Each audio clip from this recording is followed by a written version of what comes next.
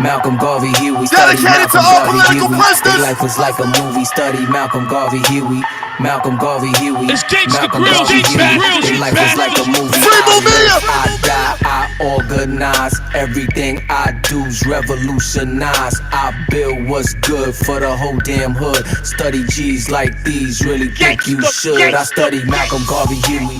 Malcolm Garvey, Huey. Marcia Cody with the Uzi. Listening to Fela Kuti. I'm Ogun with the machete. Especially if it's deli. Got the Santos for the Hexy to protect me, so respect me. This is heavy, legendary, revolutionary. My wifey, she resurrect me when they thought they had me buried. Took me out the cemetery, now it's family over every. Cause it's all that's necessary to avoid the commissary. I'ma live for you five, so I stop getting high. If you know, then you recognize it's that black and brown pride. This the power of the mind, RBG, God divine. You can see through the lies if you could read between the lines. I live, I die, I organize. Everything I do revolutionize. I build what's good for the whole damn hood. Study G's like these, really think you should. Study Malcolm Garvey, Huey.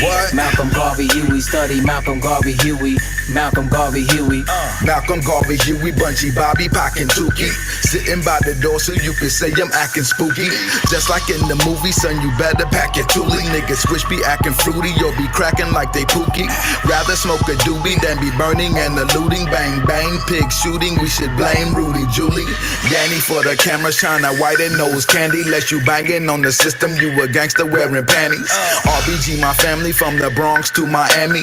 Police cannot stand me, Pacquiao like a Manny. Call me Little Bobby Hutton, cause I'm first to push the button. Rappers don't be saying nothing to the system, we say fuck them. This is for the Honda, Mama C, Mama Akua. All the real OGs, I'm a soldier cause you told me study Malcolm Garvey, Huey. Malcolm Garvey, Huey. Malcolm Garvey, Huey, I'm reporting in the duty. Sticky, icky, yours truly here for duty. Don Davino, M.A. you know how we drop the jury. This is real, not a movie, not Mickey, Donald, Goofy. I'm a soldier, I avoid a bitch nigga like the cooties. School face in a hoodie. Fresh pair of khakis, we could do this like we fam. Go to war like the Apaches. For whatever, I stay ready. I learned that in Tallahassee. Babatunde used to school me as a juvie, skipping classes. Never let the system use me. My duty is my passage. Watch the homies in your army. They don't always show their badges. Keep your family living healthy. Teach your children about their blackness. Teach your wifey how to use the ratchet. This shit is classic. Get your food, clothes, and shelter. Fuck the system, pimp it backwards. I ain't hating, I'm just saying if you wanna be a rapper, study Malcolm Garvey, Huey. Malcolm Garvey, Huey. Study Malcolm Garvey, Huey. Malcolm Garvey, Huey. Study Malcolm Garvey, Huey. Malcolm Garvey, Huey. Study Malcolm Garvey, Huey. Malcolm Garvey, Huey. A tactical approach is designed to get certain results. It's designed to keep you alive. It's designed to bring about victory.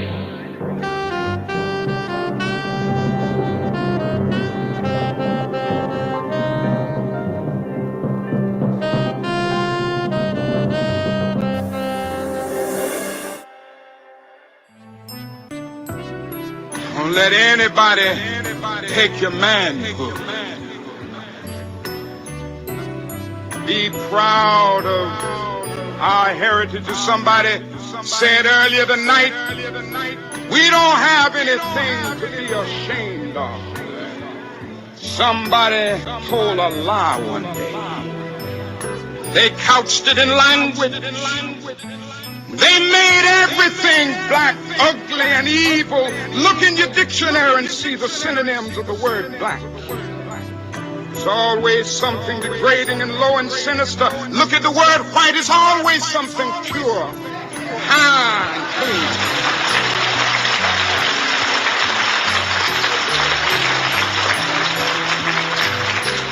But I want to get the language right tonight.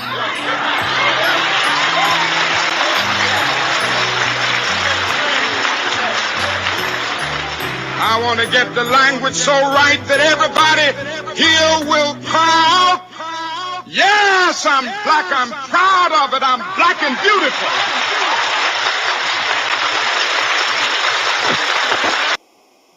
Yet our best trained, best educated, best equipped, best prepared troops refuse to fight. Matter of fact, it's safe to say that they would rather switch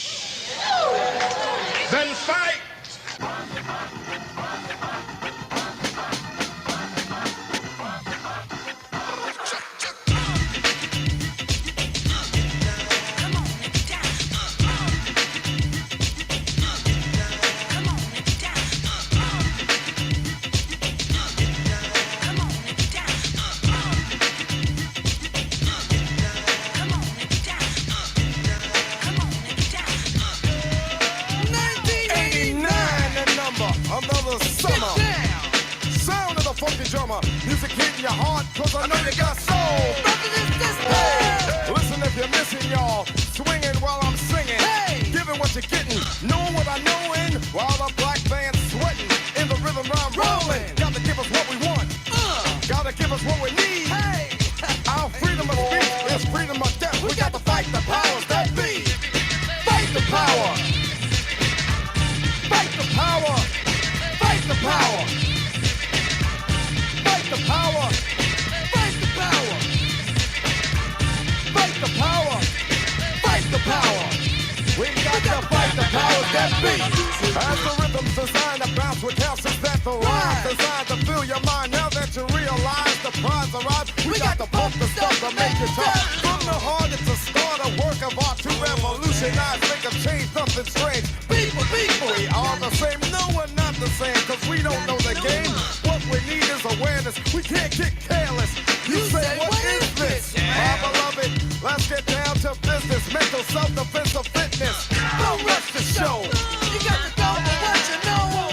To make everybody see. In order to fight the powers that be. Fight the power. Fight the power. Fight the power.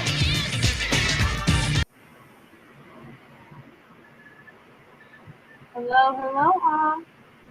Hey, Can you Liz. guys hear me? Yep, we can hear you. Awesome. Okay. So welcome to Church of the Revolution, everybody. We're about to get started with some movement and music, just to get our minds, our bodies, our heads, our spirits right. I want to start off by actually doing a little bit of a body scan meditation, just so we can, really be intentional about how we're setting our mind-body connection. And then I'm going to give some instructions for like some dance, cardio kind of vibes that we'll be hitting. I hope you guys came with your dancing shoes on. But if everybody could just stand up and get into a comfortable position. You want to make sure that you have like a good amount of space around you. I'd say as long as you can take one step to your right and one step to your left, you should be just about good.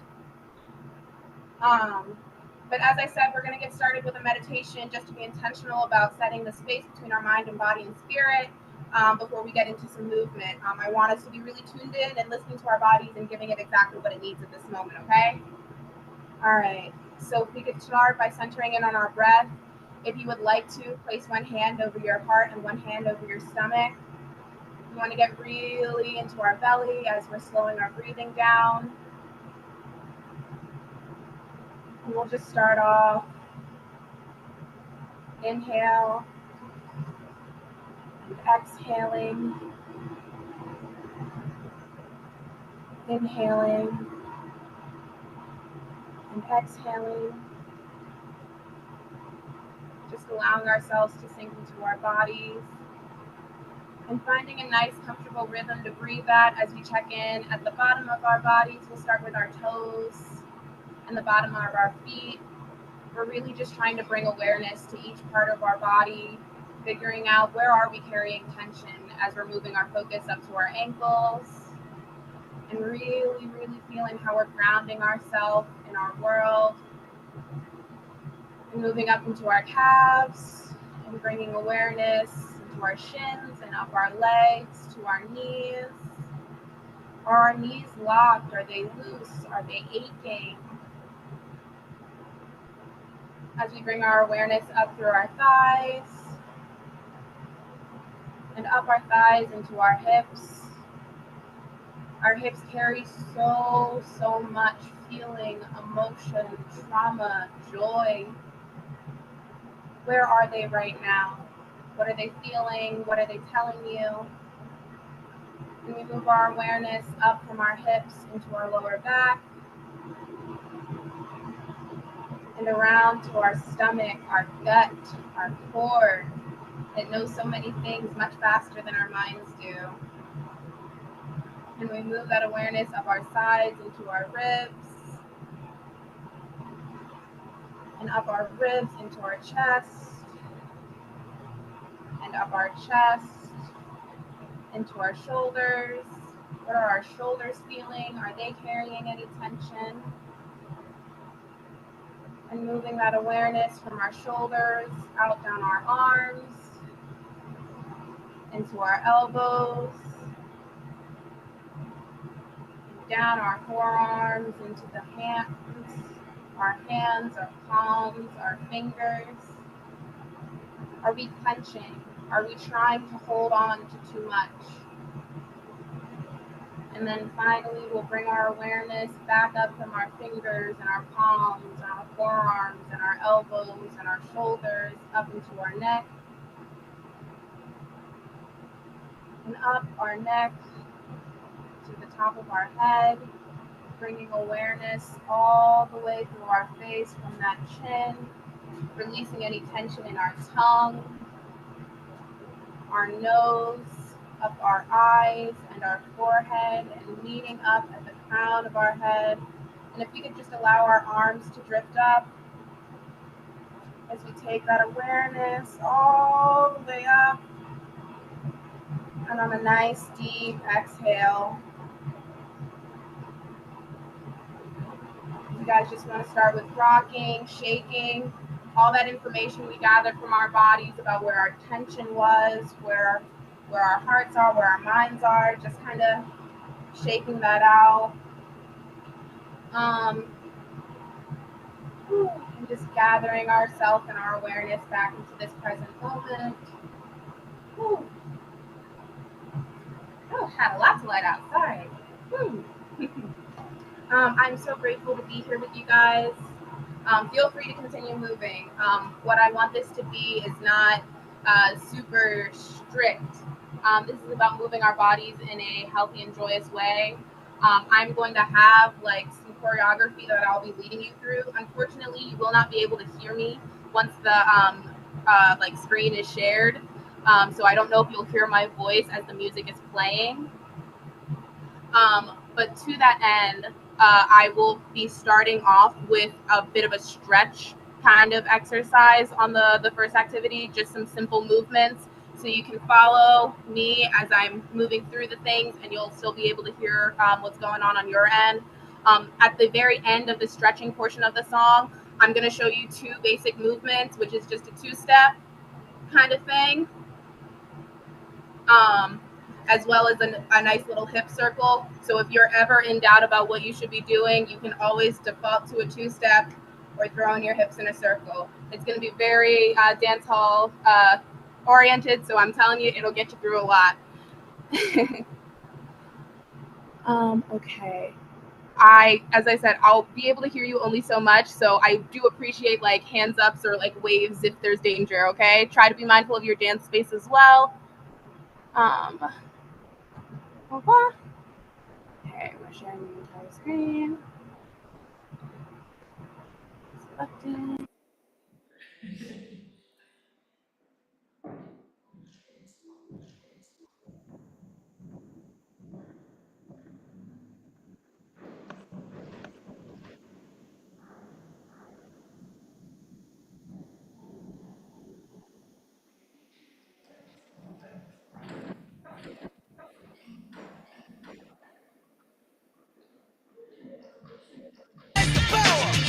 We got to fight the powers that be.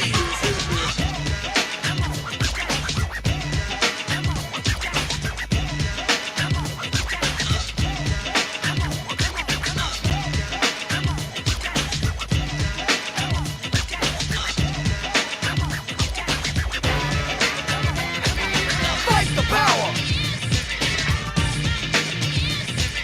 Fight the power. Fight the power. Fight the power. Fight the power. Fight the power. We got to fight the powers that be. Elvis was a hero to most, but Elvis was a hero to most. Elvis was a hero to.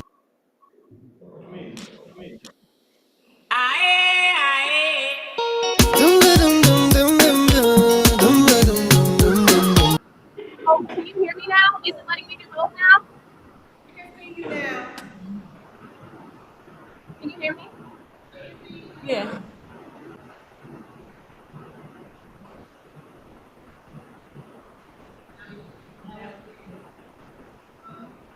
Can you follow me? We can see you now, but we can't hear the music anymore. You can't hear my music? Nope.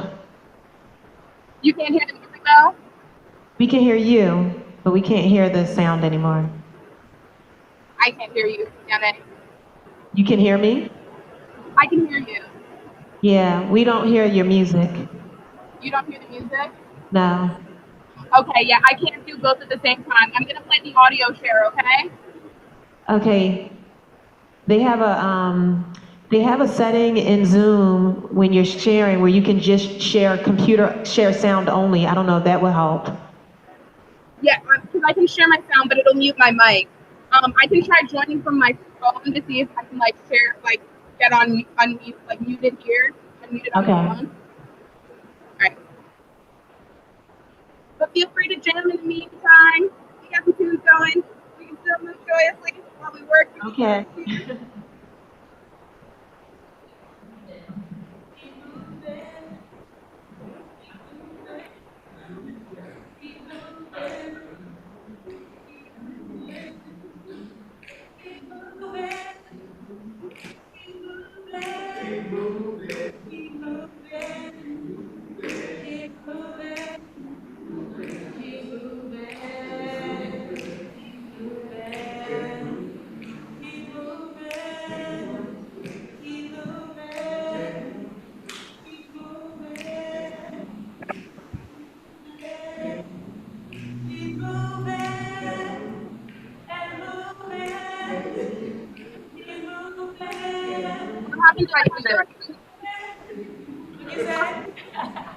We can hear you.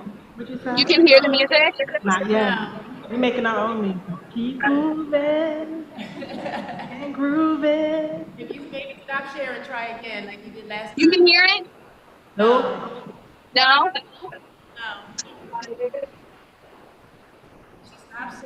Can you hear me saying words? Yes. Yes? Stop sharing and then restart. I'm so sorry. What were those words? Restart your sharing and see if we can hear it now.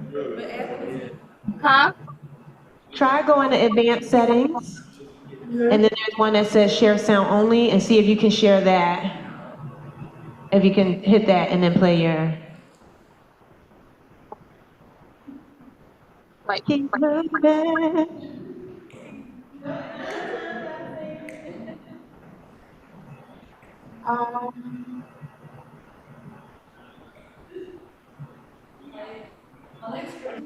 So I have a share. When I open up the share, there's screens, documents, and advanced. And when I go to advanced, there's the option of computer only, and then sharing that.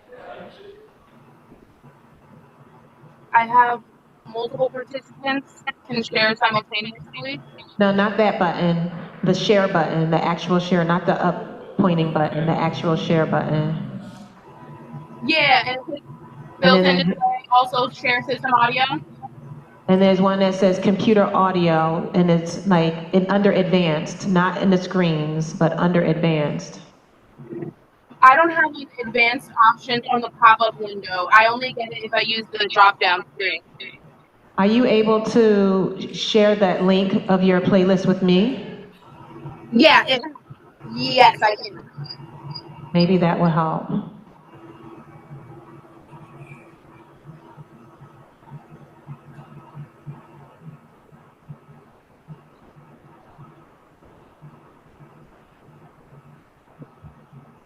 Oh.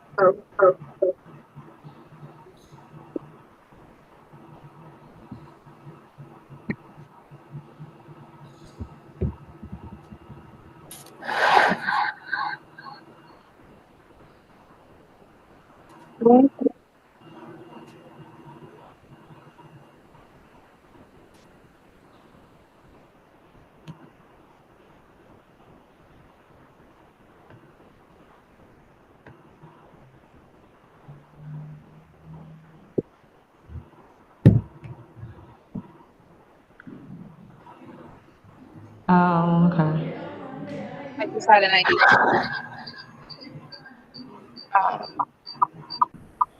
what if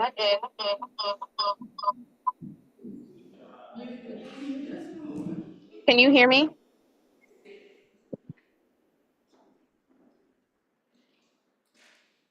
Can you hear me right now?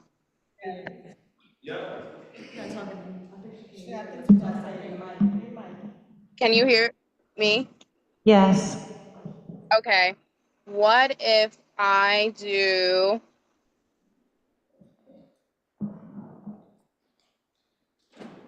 This is our first time doing this, y'all. So we're learning and growing together. this?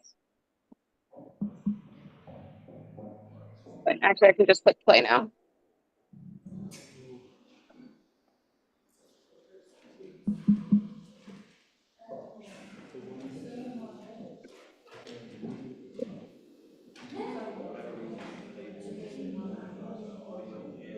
Lord, so what you say, what you say, what you say? Sexy girl, when you come my way, what you do, what you do, what you do? I must get through. Girl, roll up now, you show me that wine. Turn around, girl, don't be shy. Hello, hello, hello, hello. Yeah, so girl, I love how the way you blow my mind. Hold me tight and bring that wine. Hello, hello, hello, hello. Lord, hey. Are you ready? Are you ready for it? Are you ready? Are you ready for it?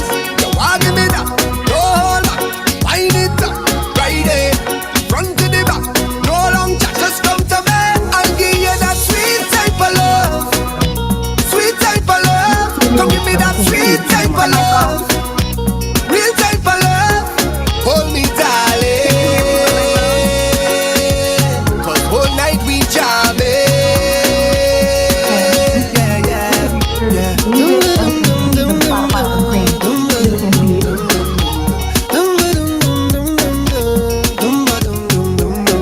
Hello, hello, hello, hello. Hello, hello, hello, hello. Yeah, yeah.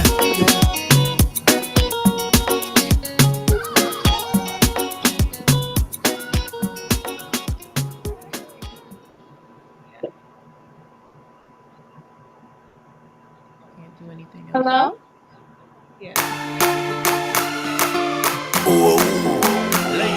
It's Charlie. My girl come flip it like a flippergram, flip it like a flippergram. Make your bumper flip like a flippergram, flip it like a flippergram, flip it like a flippergram. You deaf, girl, wind up on my body, girl. Why like it's a carnival, girl? Me love the way you wine for me, girl. Your wine is so emotional, so wind up on my body, girl. Me while you come wine your waistline for me. Baby, you're bubbling, you're bubbling, you're bubbling, baby. Girl, you a party animal. Girl, you active, no, you no lazy. Girl, you a party animal. To own your wine, you drive me crazy. Girl, you a party animal. You wine so good, you just so good. Girl, me love how you party. She take 1 shot, 2 shot, 3 shot, 4. After 9 minutes, she come back for more. She take off the shoes and pound the dance floor. Then she start to go out like a sword. Then she approach me just like a cure. Me know that she like me tonight, me a score. She sexy, she beautiful and she pure. Girl, I you me adore. So wind up on my body, girl. Wind us like a carnival. Girl, me love the way you wine for me. Girl, your wine is so emotional. So wind up on my body, girl. Me while you come wine your waistline for me. Baby, you're bubbling, you're bubbling, you're bubbling, baby. Girl, you a party animal. To own your wine, you drive me crazy. Girl, you a party animal. Girl, you active, no, you no lazy. Girl, you a party animal. You dance so good, you just so good. Girl, you love how you party. Girl, you think up the. Me no know where you're from, but you think up the. Girl, if God send you to meet me tonight, me a follow you a morning, go back up there. No worry about your friends, they're with my friends. I got the club a party, palm me ends. So girl, just flip it like a flippergram, flip it like a flippergram. Right this moment, wind up on my body, girl. Wind just like a carnival. Girl, me love the way you wine for me. Girl, your wine is so emotional. So wind up on my body, girl. Me while you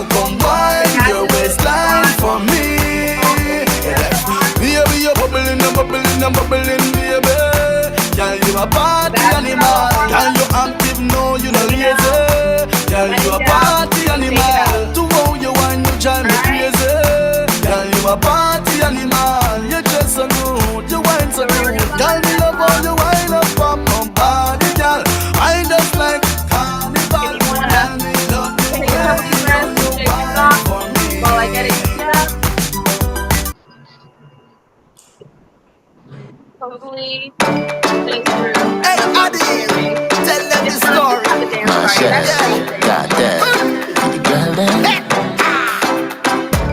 I met a girl from Trinidad. She from Levante area. Say she know me a dancehall king. So she want teach me calypso. She done round pon the dresser. Tell me fi apply the pressure. Me see the curtain a move now. I'm a day so the door of it drop down. Took it. Yes, only took it. Ooh, bubble, well Trini, bubble, a trouble. I told her I want to catch a rise just to take my breath. She said, be a big mistake. You just come and me no start yet. All night, party. All night, party. All night, party. You're feeling arty. Wine by somebody, body. Hey, yo, I met a girl from Jamaica. She said she come from Portmore. From she rise the soca king. She want show me dancehall bubbling. She put her foot on the speaker and tip and she touring. Yo, then she whine and bend over. One time everything start juggling. Juke it. Hey, me a juke it. Yes, yeah, the bubble. She whine on the double M. I tell she I am my ex, but when come to wine, she said, boy, don't play with me. You better come here ready to go. All night, party.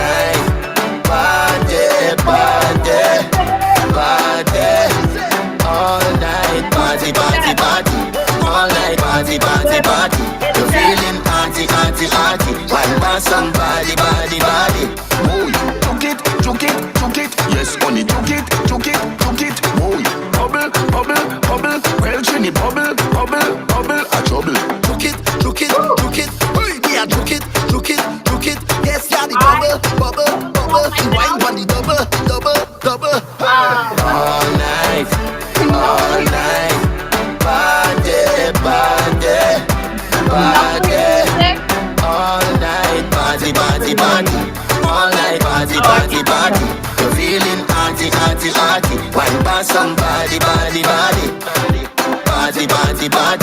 All night, party. You're feeling arty.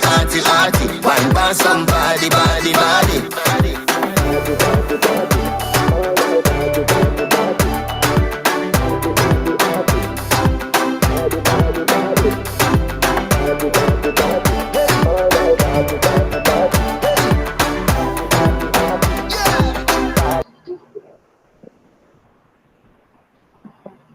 Can you hear me? Hang on. I think my devices are confused and are trying to sync. I think they tried to sync like halfway through the song and had a weird back and forth on trying to connect. Can you hear me now?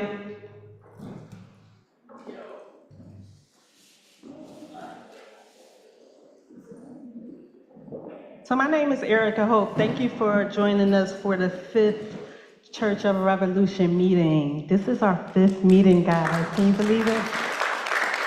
So this month we are talking about health and wealth is our principle. So we will be giving some information about that today. But before we do that, I want to welcome Yane to do some libations for us. Hey, everybody. So we appreciate y'all being here. And I'm looking because I don't see my rattle. It must be in the car. But, one of the things that we've communicated repeatedly is the importance of us, just being regular, being ourselves, So we're here to build something together as community.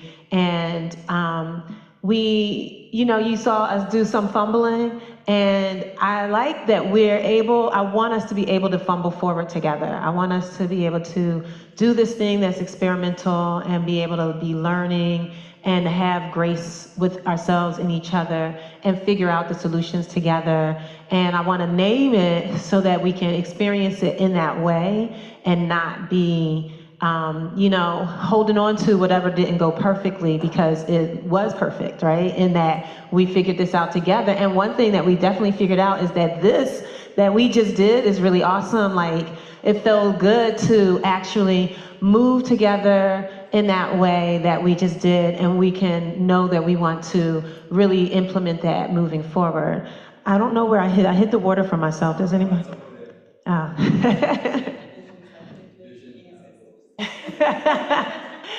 So I also learned that my dog is thirsty right now.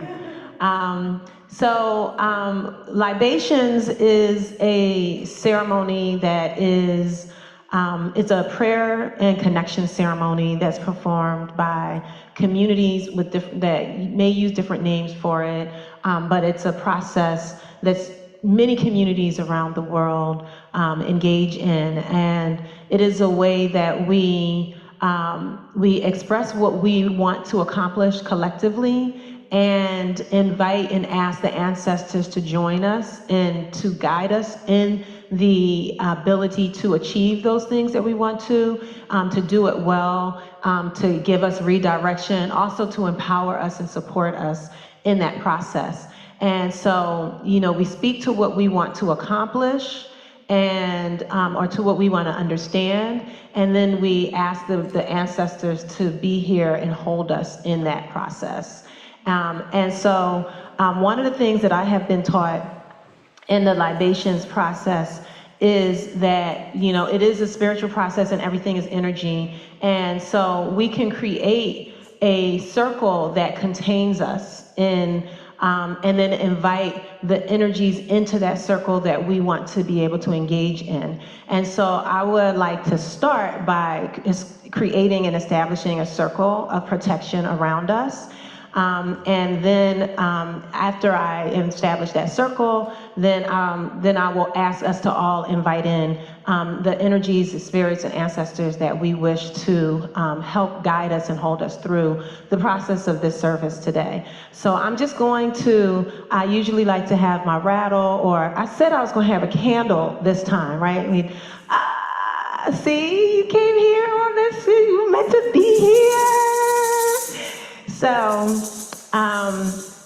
I do need to remember to make sure I have a candle, so then we have all of the elements represented. We're here in the air, and we've got the earth, and we've got the water, but we don't have fire represented. So we got to make sure that we remember to have a candle here when we do this service. But I'm going to just establish a circle starting here.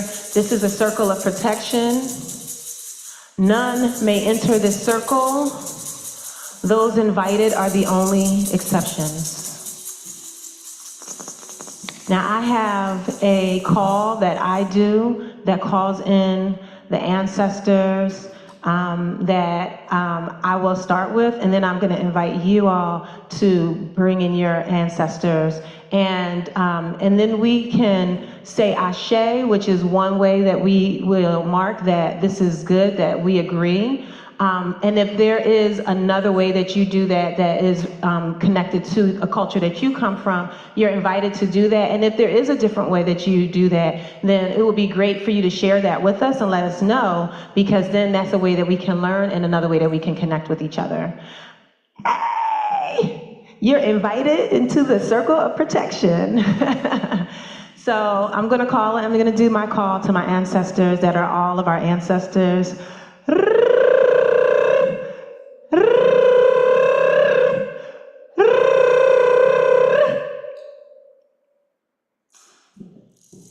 Ashe. And I invite you all now to call in the names of ancestors and energies that you would like to call into this space. Again, we are clarifying this is our service that is around health and democratizing health. We are here to build connection. We are here to build community, to learn and grow together, and to learn and grow with each other, to become stronger together, to become healthier together, to be able to take what we get here and to spread that through the rest of our community like a love virus.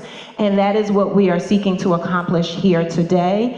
Are there any other things that we are seeking to accomplish that I didn't name that anybody would like to name, so that we can make sure that when we call in the ancestors, they are here knowing what it is that we're asking of them? Are there any other goals that I need to mention? All right. Liberation. We are building freedom. We are also building freedom, yes. All right, so please call in the names of the ancestors that you would like to hold this process. Ruby, Asada, Ashe. Ashe. Ashe. Ashe. Ashe.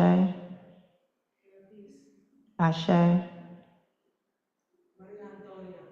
Ashe. Ashe.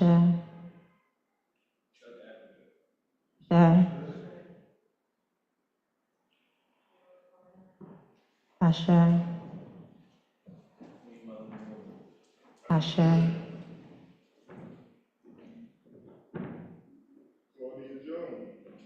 Ashe. Ashe. Martin Luther King. Ashe. Ashe. Ashe. Ashe. Ashe. Ashe. Benny Shakur. Ashe. Ashe. Ashe. Ashe. And Octavia Butler. Ashe. Ashe.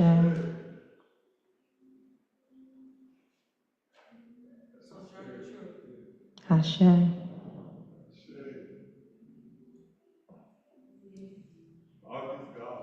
Ashe, Ashe.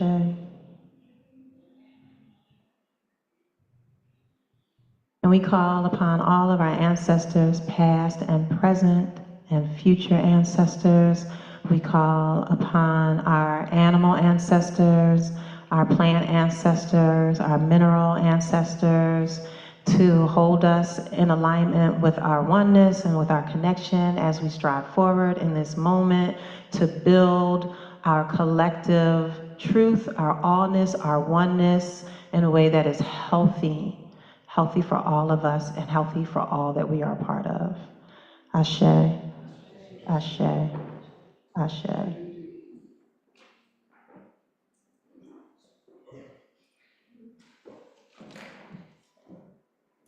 Thank you for doing that.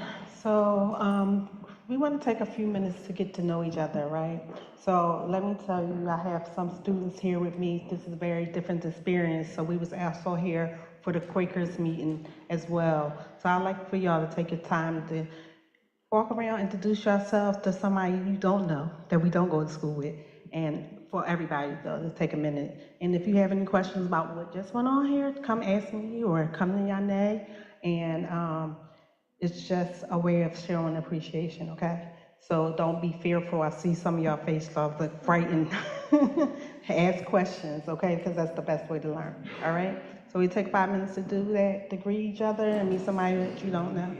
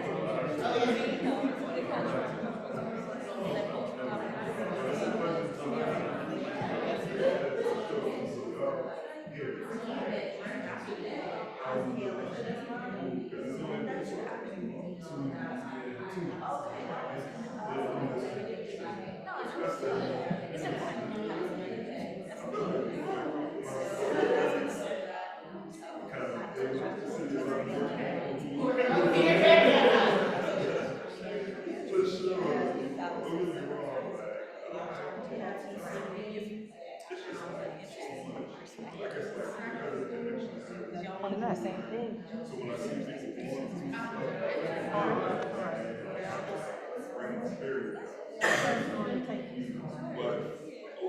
All right, let me pull together time.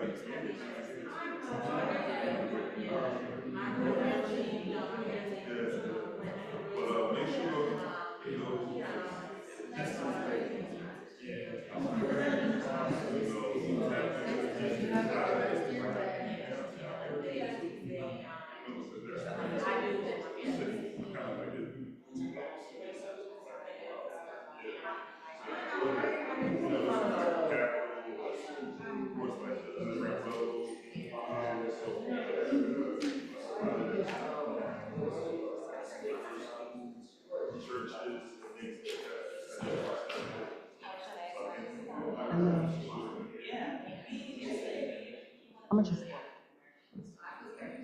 So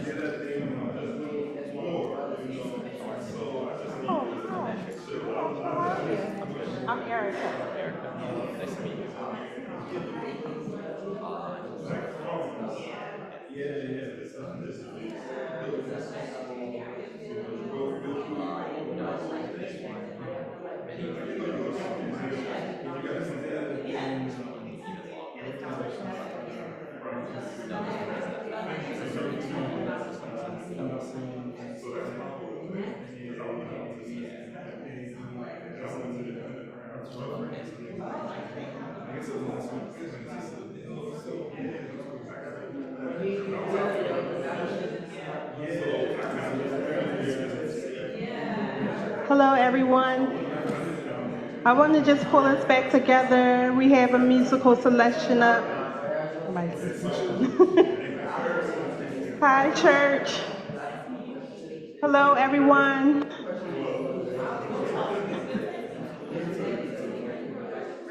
Hi, y'all. Thank you for taking time to meet each other. I just want to pull us back together. We have a musical selection from Black Rap Medusa. I think it's going to be a video that we want to just show her music selection.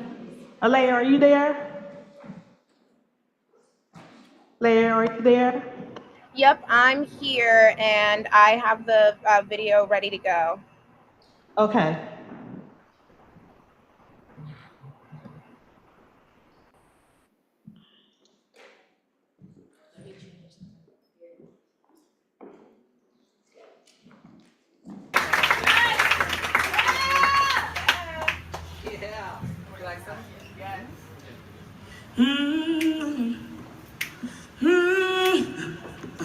Put your hands together, yeah.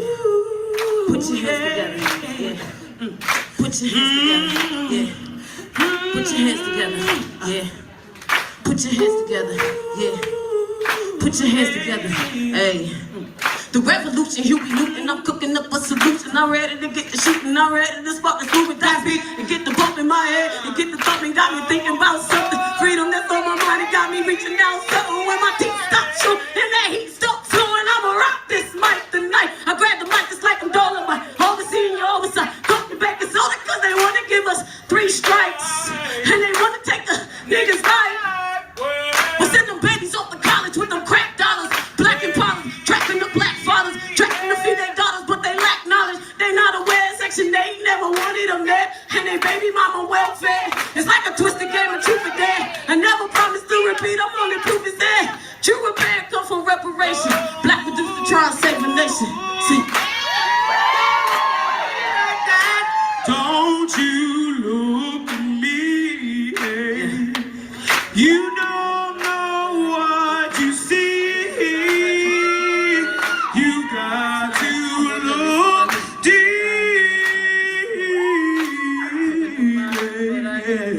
Like a mini, I mean, not a pain on these fake ass outlaws. What? I ain't heard it before. You have to burn Babylon, yo. Burn Babylon and then settle the score. I mean, no Tiara is a metaphor. And remember, in the back galore. I kill his beat just like a savage dog. Hardcore, you should beg for more. I said I'm never the stage. Y'all shook to see me good today. Strange looks, I'm reading books and ancient niggas slave. Bound for glory, better let freedom reign. I sing the song that my granny sang. The violence those that stand in my way. I detonate like a napalm, no chest face. John Travolta the way I face her. Usain Bolt the way I take her. You should be afraid of what I don't say. But what I can do, unite Crips and Power rules, documented in your Bible. The first shall be last and the last shall begin to rule. You broke the law and then I bent the rules. But only escape us just to get the paper. Mass incarceration just to re-enslave us. Reincarnated, I'm a new nigga. Same gun, it's a new trigger. So my enemies are smooth picker.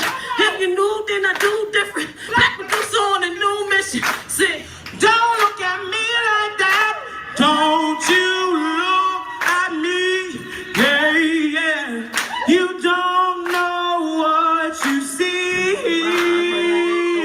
You got to look deep.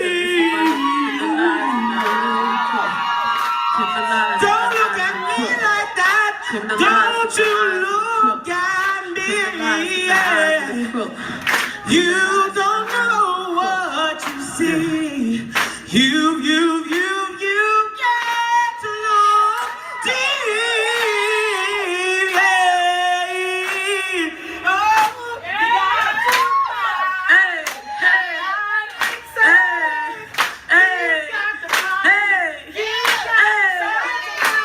hey, you gotta look inside.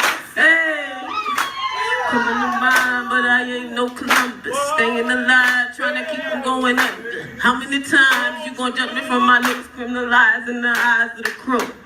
Criminalized in the eyes of the crook. Criminalized in the eyes of the crook. Ooh, yeah. Give it up.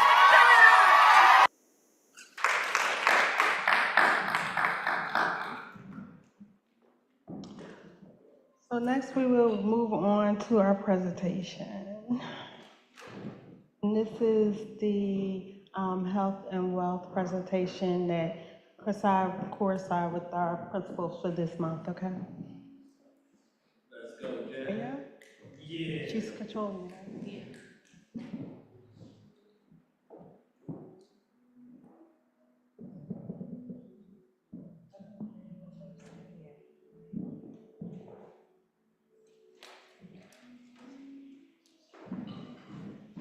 Okay, can y'all hear me? Yep. Wonderful. I cannot see you with how my screen is set up. So just let me know when we're ready to get started with the presentation and we can go ahead and get this road on the show.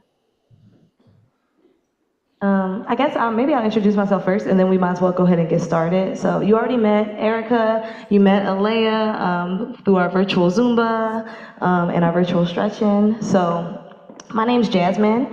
I'm also a member of the Community Health Committee, and I'm an educator, and I'm really passionate about health. So I'm excited to be a part of the presentation. So Alea, you can start. Okay. Yes, welcome all. Today for our presentation, we're going to be chatting about health concerns, and we're going to have a local and global perspective. Erica, Jazz, and myself will be, talking through different health issues and how different disparities pop up and how different parallels are drawn between the actual nature of the health conditions and crises that we're facing and how they connect to other mounting public health crises on the global spectrum. So there are critical concerns impacting communities globally and locally. As I said, we'll be highlighting the effects on both the local and global population with a real key focus on Philadelphia, Gaza, and Haiti. Some of the key topics we'll be brushing over, well, not brushing over, it's kind of a deep dive, but it'll be fun, is food, nutrition, water contamination, healthcare access, and government funding misuse.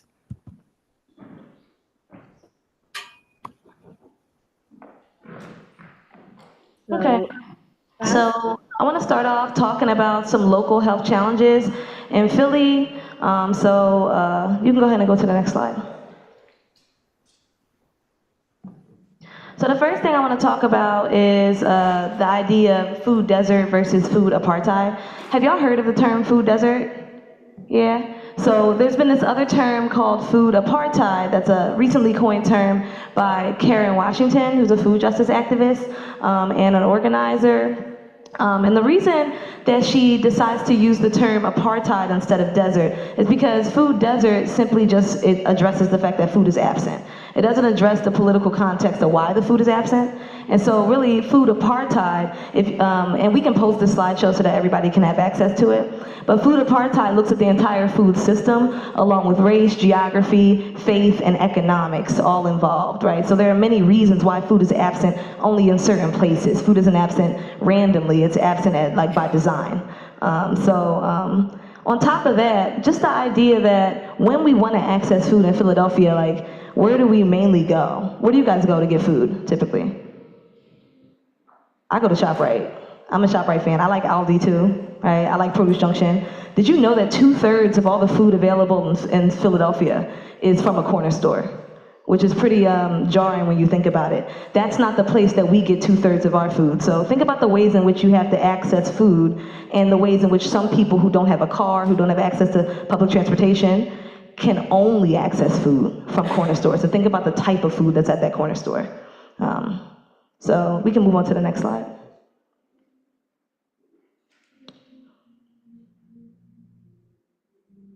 So the next part about Philadelphia's health access is water contamination. Y'all drink tap water? I know sometimes you gotta do what you gotta do. Sometimes you put the tap water in, you make ice cubes from the tap water, you make iced tea, Kool-Aid from the tap water. I know I do. I don't really use filtered water all the time. Did you know that there's more than 14 water contaminants that exceed local and federal guidelines?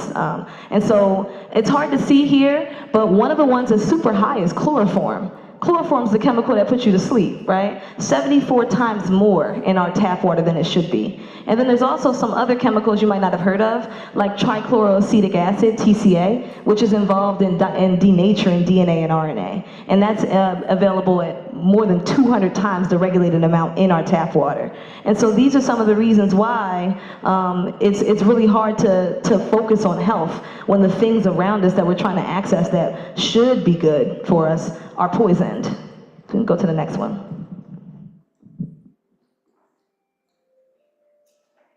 And then limited access to healthcare services, and this is really poignant today because we have so many healthcare providers and future healthcare providers in the building.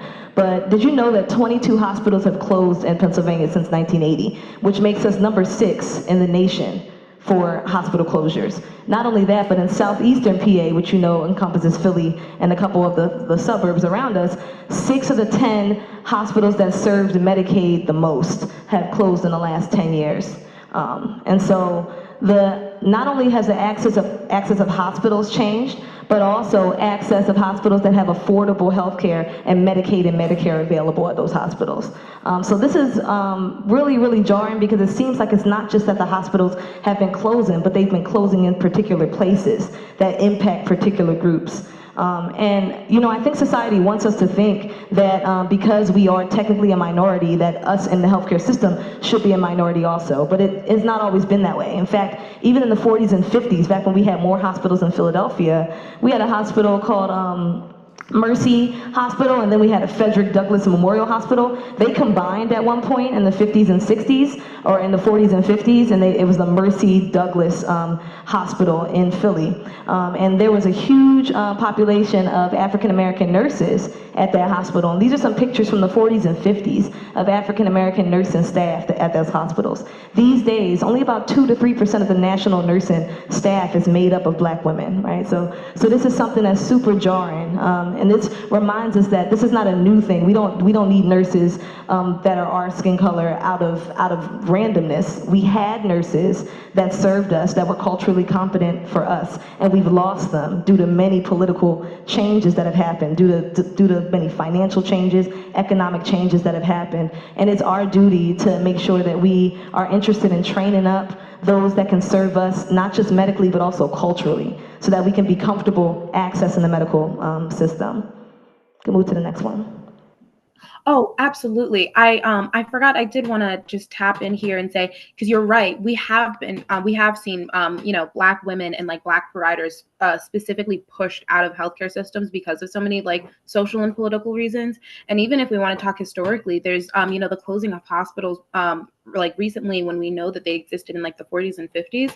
But even when it comes to reproductive care, and I'm a doula, so this history is always something that is particularly fascinating and was one of the like first things that drew me into the field. But like Black women were the primary reproductive healthcare providers in this country until obstetric care was created, quite literally out of the experimentation and mutilation of Black women's bodies.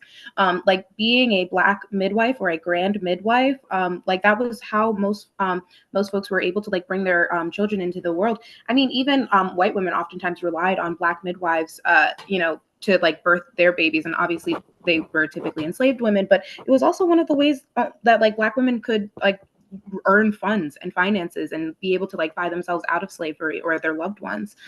So the like pushing of us out of care is like part and parcel of the creation of practices like obstetrics. So like historically, we have just been pushed out of the field. Right, great point. Excellent point.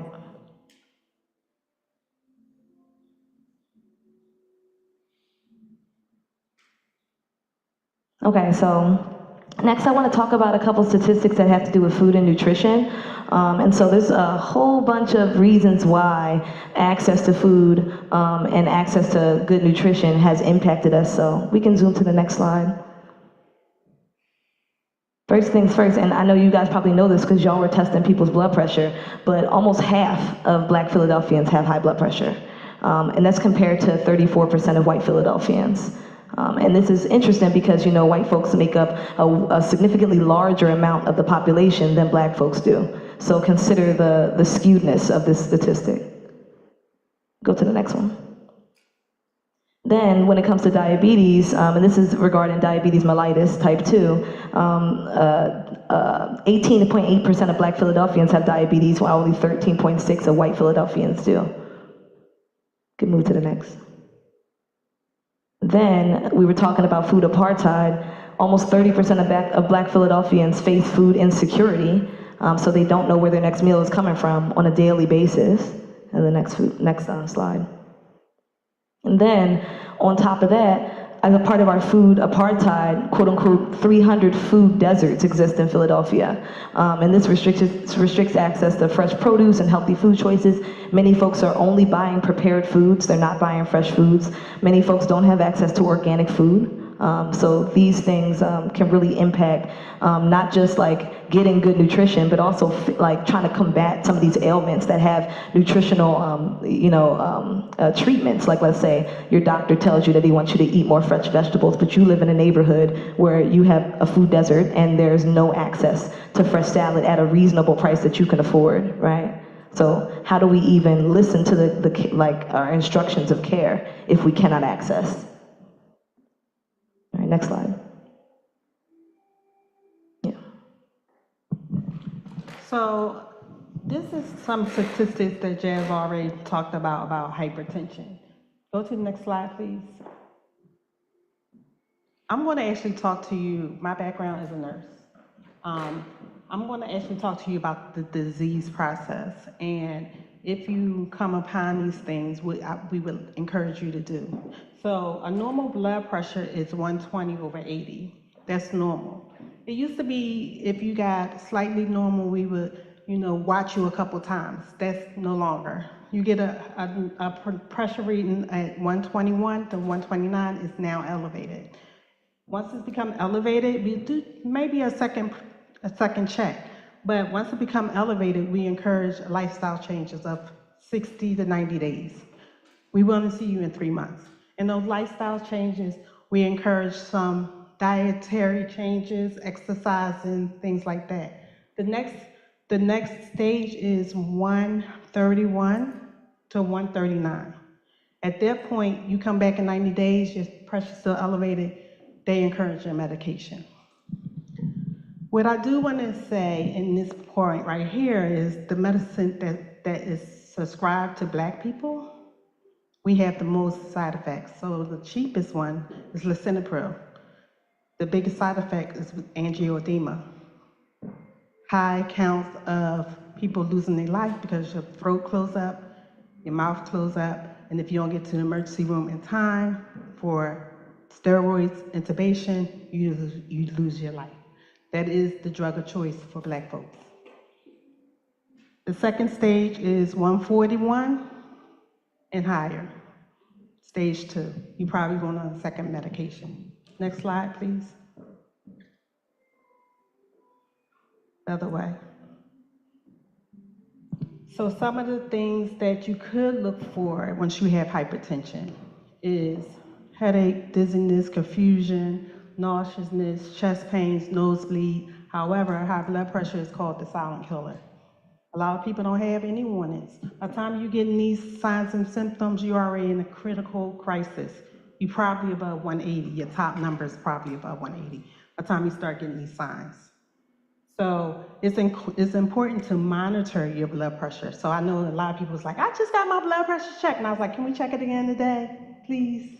Because you never know when it's going to change. And it's called the silent killer because we don't get a lot of signs and symptoms until it's too late.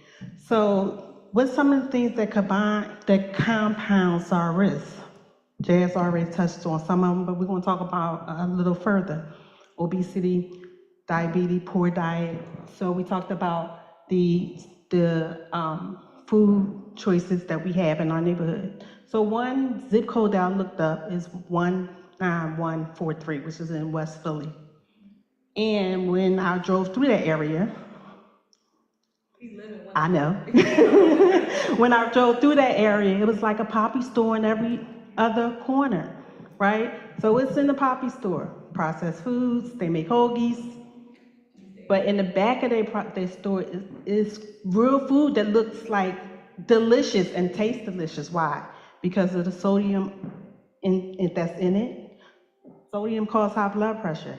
Also, the MSG is a Chinese store on every corner. So these are our options. We don't have the Chipotles and the Cordovas and things that would make it a little bit easier to make a sound decision. So in this zip code, 33% higher diabetes is diagnosed. But you can imagine who is walking around undiagnosed if we don't have any signs and symptoms that we Next slide, please.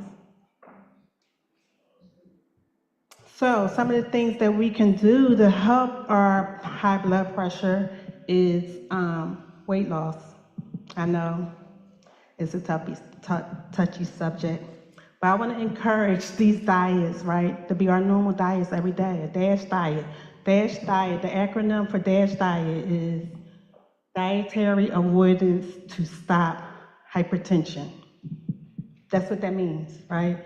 And the Mediterranean diet. So I put these pictures up because I just want you to think about how your plate should look. The more color on your plate, the better it is. So you see how colorful that bottom plate is with tomatoes and the sweet potatoes, fries, and your greens. The more color on your plate, the better it is for you. Also, those colors should take up more of your plate than anything else. Protein is also very good for that. So we encourage you, when you get that elevated blood pressure, let's try it for 90 days. Let's see if we have any difference. Watch it. Make sure you're doing a low sodium diet, right? So even though we doing this plate, but we shaking like this, right? With that salt shaker, we're doing a disservice. Next slide. Oh, the only thing that I wanted to add was that because part of hypertension is also like stress and lack of movement, whether it's because of how much we're working or how like little access we have and just like the general systems that keep us living really sedentary lifestyles, it can be really difficult to also get the kind of movement that we need, so that way these diets can be effective. You know, our bodies are machines and we have to be able to work within that machine and make sure that it's still moving and operating. So just finding ways to get active and to be mindful of the amount of stress that we're experiencing from our environment can do a lot to make those lifestyle changes more accessible to us. Thank you. Go to the next slide. It's stuck.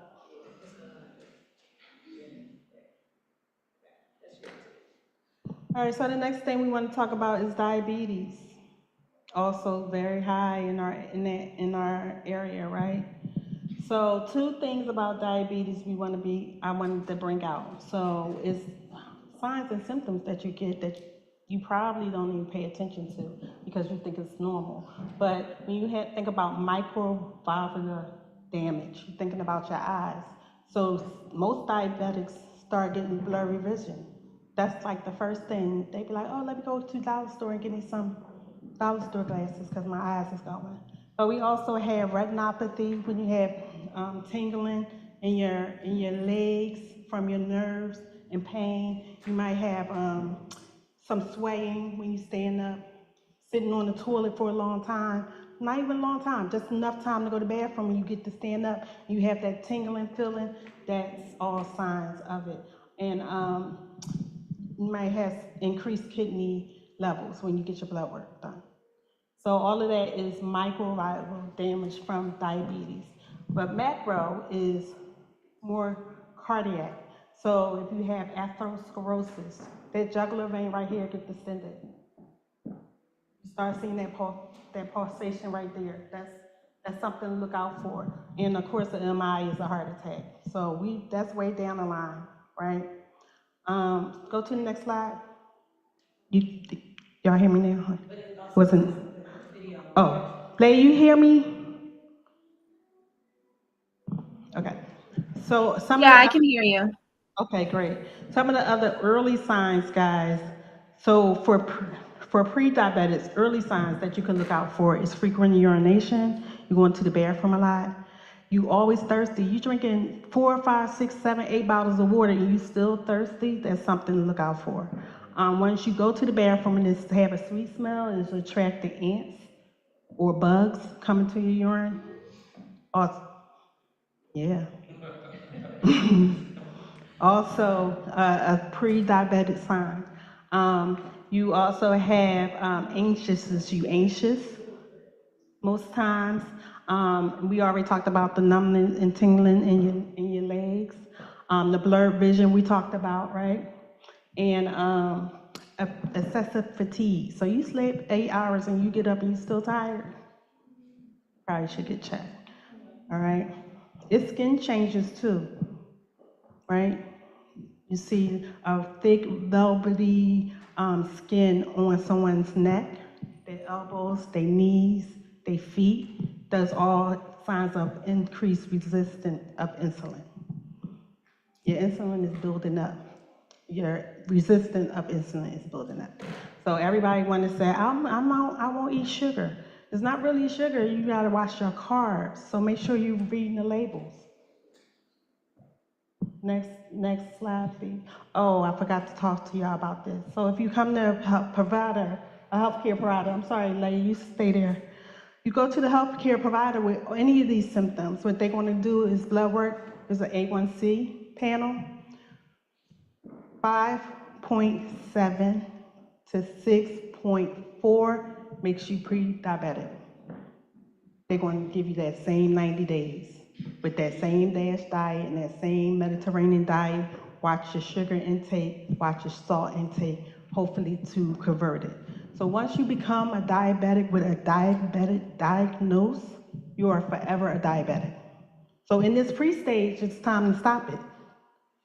That you won't convert to it, okay? So be mindful, like if you're in this stage, work really hard to get out of it. And a fasting blood sugar. 2 fasting readings of 100 to 120. That's okay, you can go to the next one.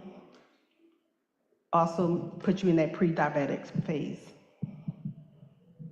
So everything on this picture we talked about. We talked about that blurred vision. We did not talk about brain fog. That is another symptom that you will have. Teeth decay. If you start having teeth pain for no reason, you also might want to get your sugar checked. Yeah. So, but the main thing I want to talk about today is amputation. Go to the next slide. Black Americans is 4 times likely to get amputated than white Americans. They have the same signs and symptoms. The body is one body. What's the difference? It's a lack of health care for us and our lack of food choices. By 2050, this number is going to be 9 times that number. So 4 times 9. That's how critical it is that we turn this around. So you can go to the next slide.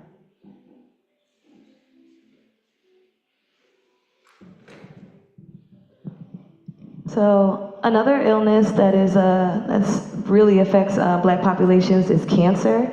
I'm a cancer biologist. I teach a lot of cancer classes at university, and I'm just pointed out a couple statistics about a few common cancers in the Black community. Go to the next slide.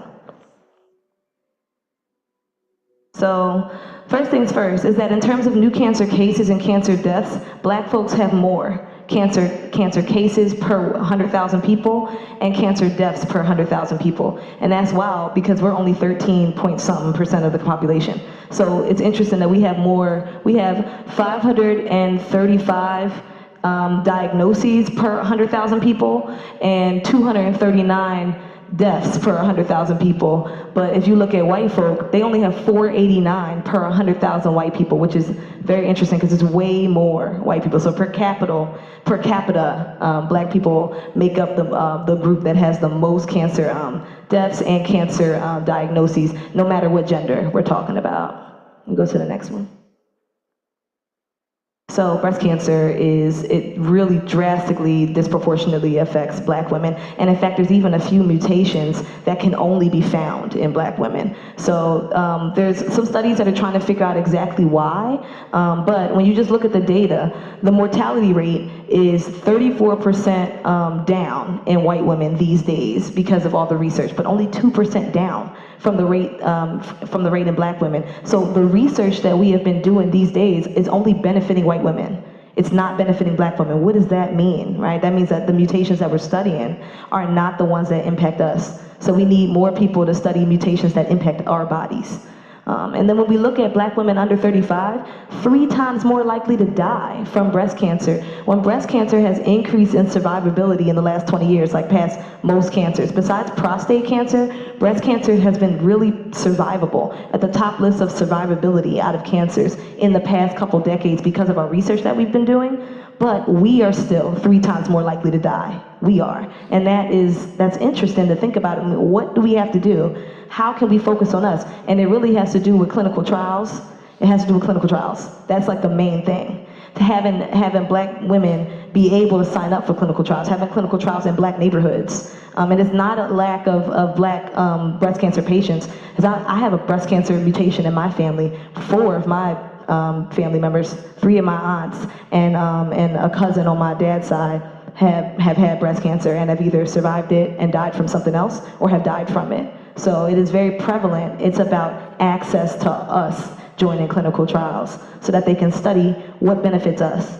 And when it comes to diagnosis, 35% more black women are diagnosed than white women. And this is interesting because black women go to the hospital less than white women. So imagine how many people are walking around with a cancer lesion undiagnosed, right? Next slide. So on this next slide, I want to talk to you about self-breast exams. But prior to doing that, I wanted to mention that we should be going to get mammograms biannually. So every 2 years, starting at the age of 40. From age 40 to 74, we should be getting breast mammograms.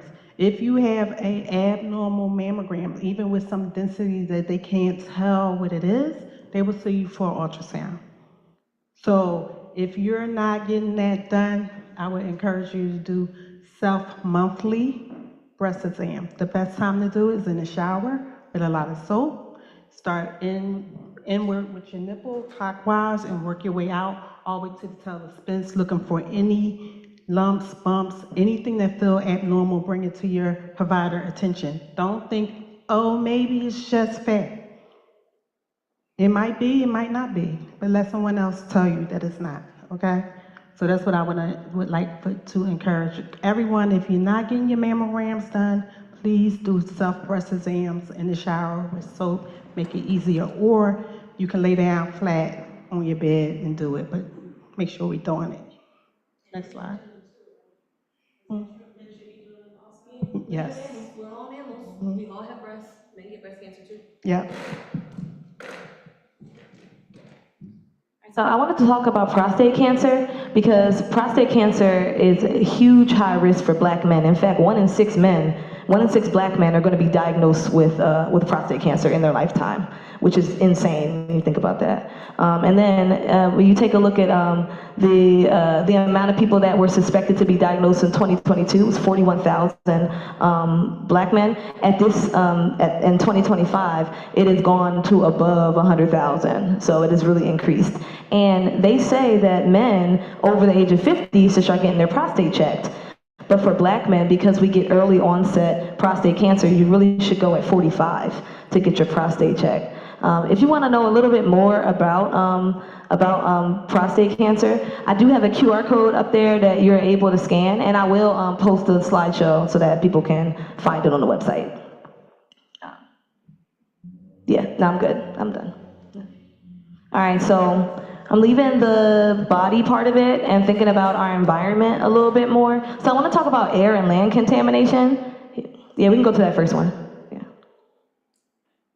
First things first, this was crazy when I saw this. Ninefold, like there's a ninefold higher rate of asthma-related hospitalizations for black boys that are school age compared to white boys, which is insane.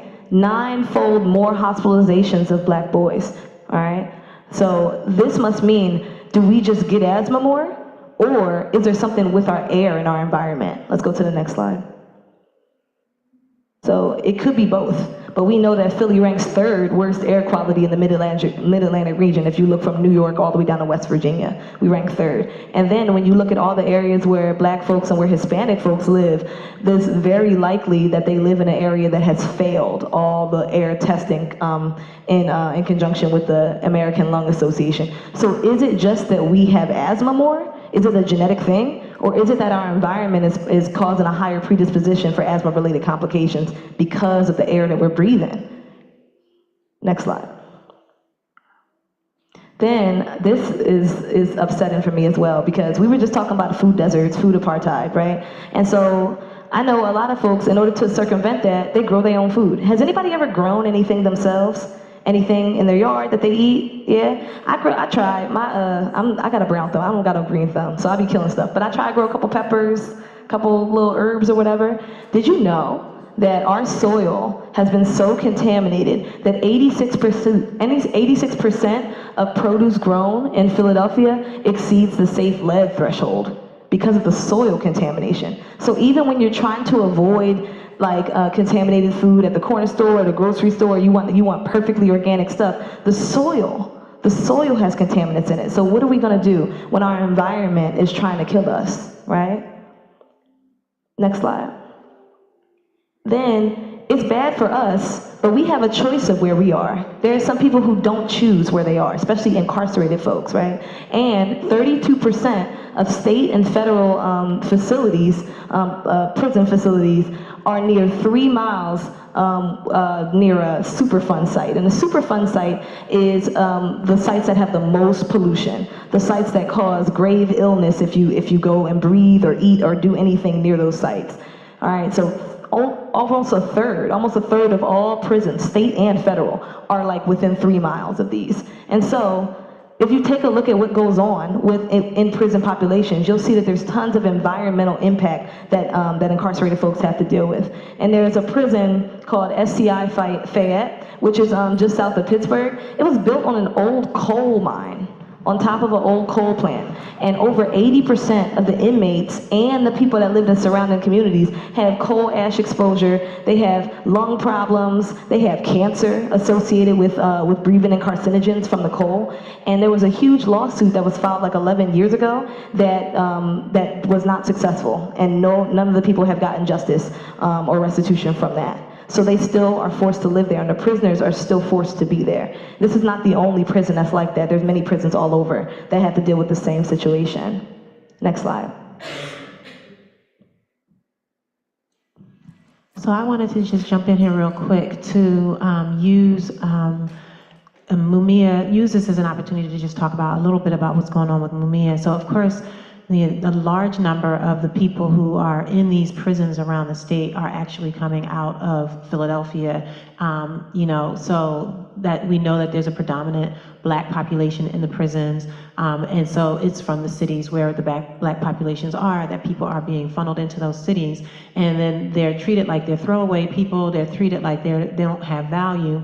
And, in particular, there's a focus on people who are actually really valuable in our community being driven into separation from us and then put in unhealthy situations. And Mumia is an example of that, as someone who's extremely valuable to our community, but who has been separated from us and has been placed in these really toxic situations. And so they were attempting and intending to kill Mumia on death row when they put him on death row, and when we succeeded in liberating him from death row, then they decided that they were going to kill him through medical neglect.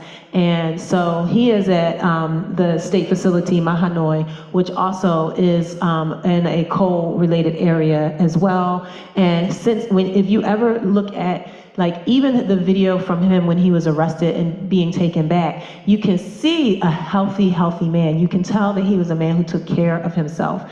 And yet, while being in that prison, he has gone through so many health difficulties. He had hepatitis, he did have COVID, he's had diabetes issues, he had cataract surgery, and the cataract surgery was not followed up with properly, and so he is now also having continued problems with the cataract or with his eyes and needing surgery.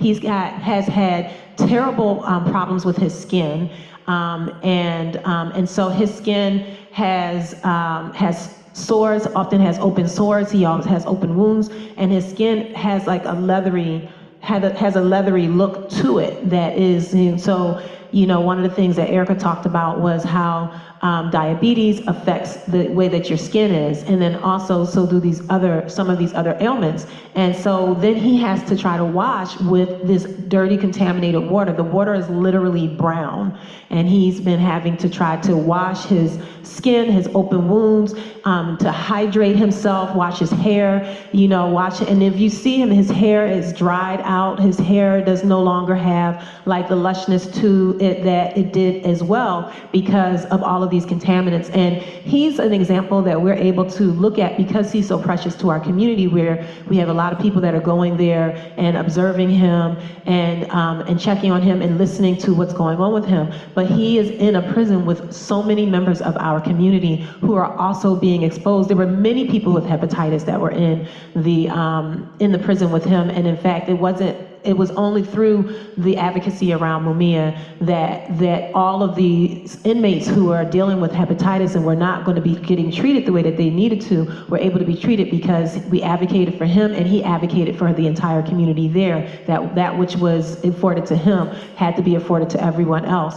But if we don't fight, and if there's not someone like a Mumia in one of the prisons, then what's happening in those prisons that our other community members are subject to is happening without any advocacy or with very minimal advocacy. And then, that also affects our health here, because these are our loved ones that we care about. And so we are stressed about the conditions that they're living with. And then when they come home with life conditions that also drain our resources that are already so limited. So we just wanted to speak to that, and also want to remind us that we all do still need to advocate for all of our community members. We need to advocate against these prisons, and at this very moment we need to advocate for Mumia, who is currently still dealing with issues with his skin, and in particular with a focus right now on his eyesight. And we can give people information about how to do that when we wrap up. Leah, you go to the next slide.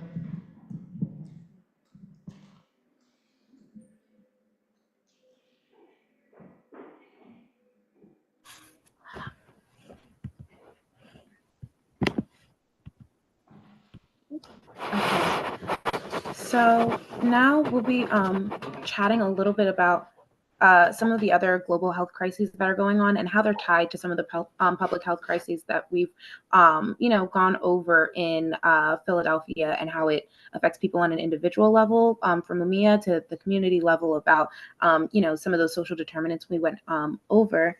One of the health challenges that we want to talk about are particularly those that are being faced in Gaza, which I want to give a huge, I don't know. I guess I just wanted to take a moment to acknowledge the Global Samud Flotilla in their efforts and endeavor to break the siege.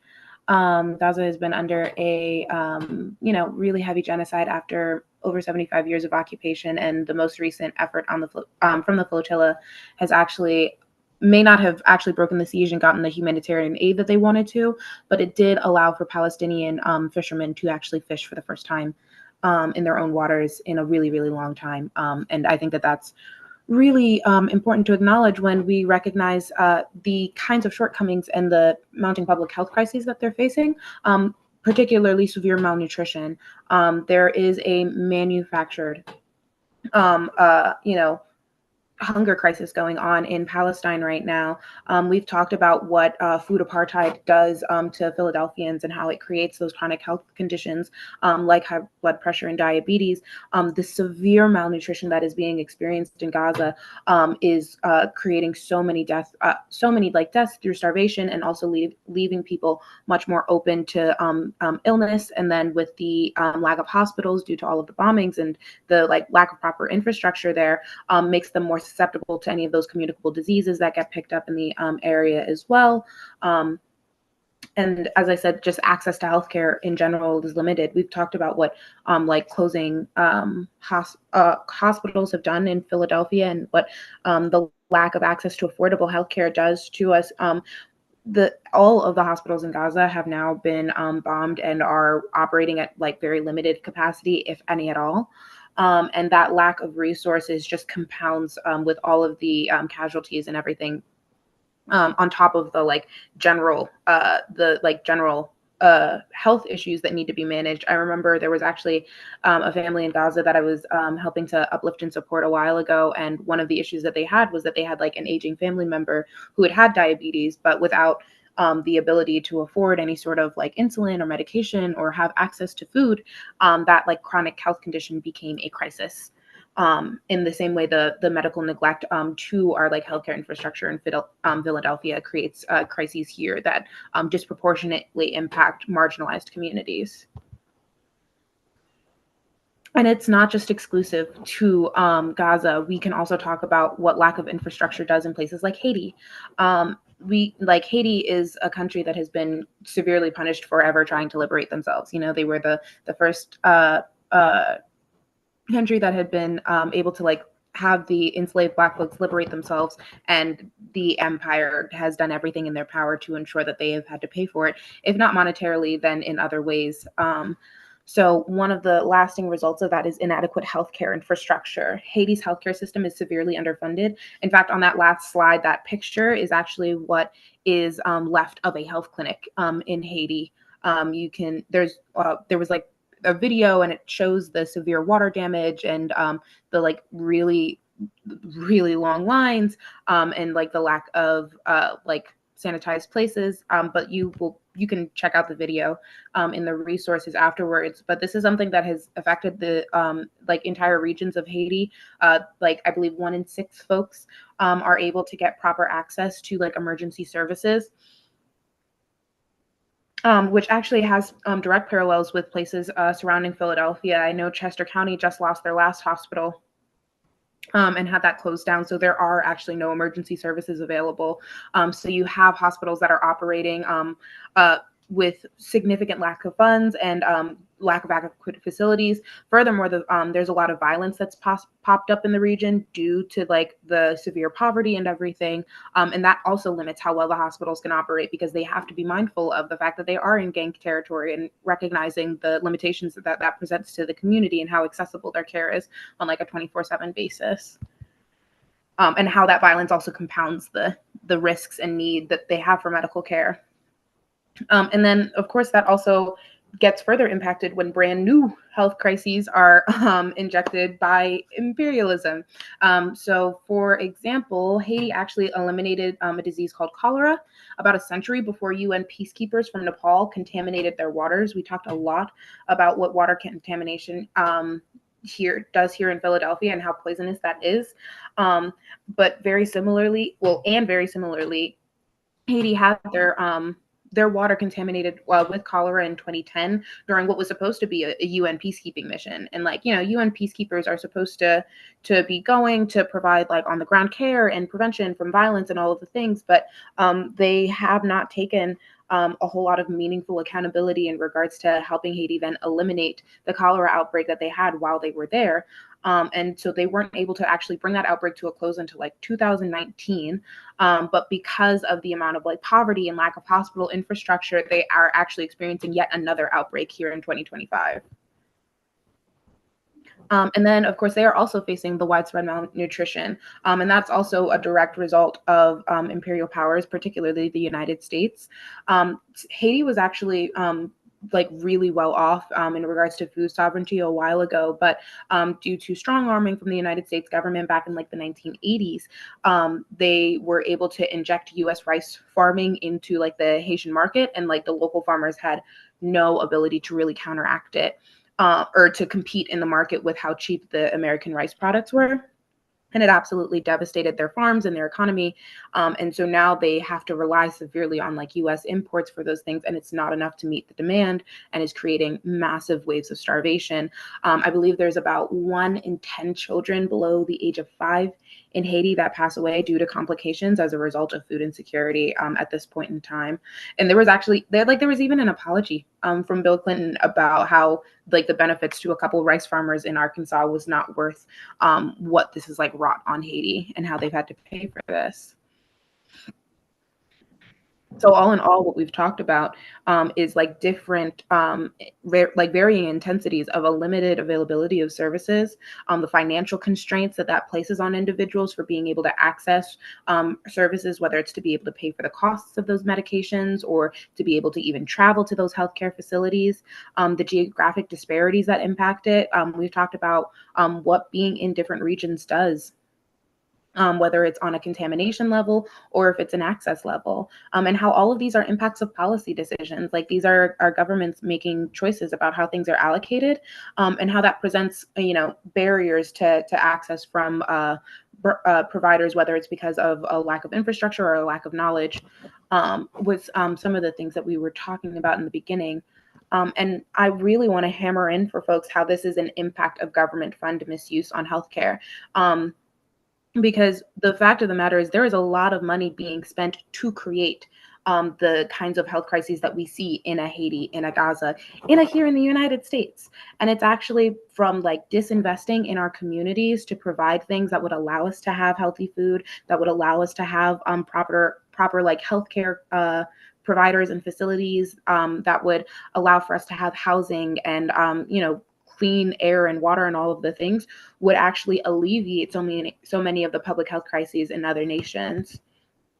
So I'm going to be going through a series of comparisons for military spending versus social investment. So each of these counties' taxpayer dollars are, this is about how much they spend on an annual basis and how much of their like tax money is going to war, versus how much it could be spent to like improve our health. Public on a public health level. So for example, in Philadelphia, there's about $2.47 billion annually that would provide low income healthcare for 892,341 children. So for all of those children who are experiencing asthma at the rates that they're doing, if they could have access to healthcare that alleviate some of those crises, and that money not being spent to send money for weapons of war, like imagine how much that could do. In Bucks County, where they're spending $2.92 billion annually on the military, that could be the salaries for 25,402 registered nurses for a year. And then in Delaware County, where they're spending about $2.45 billion, that could be 221,276 public housing units. Affordable housing is like not a thing. It is really not a thing for most people nowadays. And we know how that compounds with homelessness. There's the chronic stress of being unhoused. There's also the fact that a lot of folks that are struggling with housing security tend to be folks that are, struggling with substance abuse disorders or mental health issues that make, finding stable housing or finding stable housing options and treatment completely inaccessible. There's Chester County, where they're spending $3.14 billion annually that could provide low-income health care for 591,119 adults for a year. So for all of those people that need to get their blood pressure checked more regularly so it doesn't become such a fatal fatal crisis for folks, especially lack of these services. Or Montgomery County, where they're spending $4.69 billion on military spending when it could be 27,091 clean energy jobs. I mean, in a place that has such little access to clean water to even be able to like make your own clean foods if you have the time, in a place that does not have access to clean air. So that way we can alleviate all of those like asthma related illnesses and all of those cancers that are disproportionately impacting Black and brown communities. Jobs that are providing better better energy solutions for us, that are alleviating those climate change aspects, while also providing the economic security that allows us to access better quality of life, makes a world of difference. We are constantly told that there's no money to address our own public health crises, that we don't have funds to worry about universal health care, housing the unhoused, clean water infrastructure. Yet in just those counties, for 1 year, we found $15.67 billion for military spending, which perpetuates crises in Haiti and Gaza. The choice isn't between what we need on a domestic level and international solidarity. The choice is about funding human health or funding empire. If you would like to learn more about any of the things that we put in this presentation, then you can scan this QR code. It has our references, that video I talked about, and all sorts of fun things. And I know Jazz also mentioned that the slides will be going out.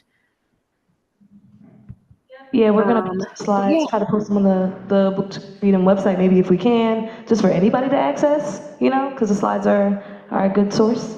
Yeah, okay, great. So yeah, that's the end of our presentation. I hope you guys enjoyed it. We have some discussion prompts for us to just sit and chat for a second if y'all wanted to talk about local health or global health. The local questions are asking you to think about what's your major concern regarding access to food, water, and healthcare, like in your specific community? Like if you live in West or Southwest or North or anywhere, what do you think your major concern is? And then like, what do you think the reason for that disparity is?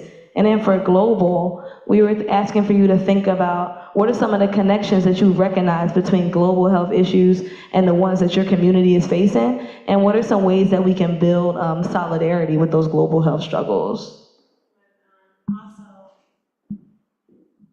Another thing I wanted to invite us to talk about that we forgot to add to the slide was the solutions that we may have amongst that we can come up with. So we heard about a lot of problems that our community is facing.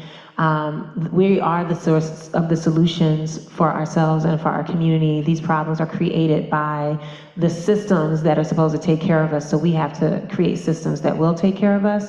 And that's a big part of what this project is about, is creating a basis for our ability to create systems that address our problems, enable us to live in health and in joy. So also being able to speak to that, what solutions do we think we could come up with in order to address the concerns that we have at the local level in particular, but also at the global level?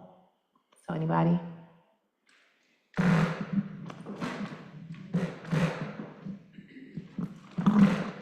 Thank you. I have a question about the impact of environmental contamination on the thyroid, and if you can share about that.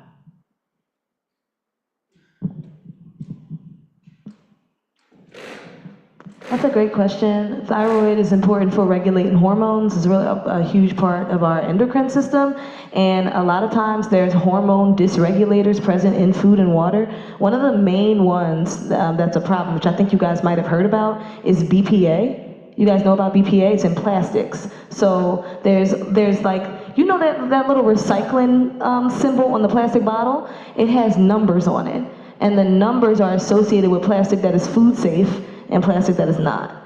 So you know, like the water bubbler, like in the office, that has a number 9 or a number 8, which is high in BPA and PFOA. Both of these, they impact your hormone development and your thyroids. Sometimes they're correlated with hyperthyroidism, which is where you overproduce the wrong hormones at the wrong time.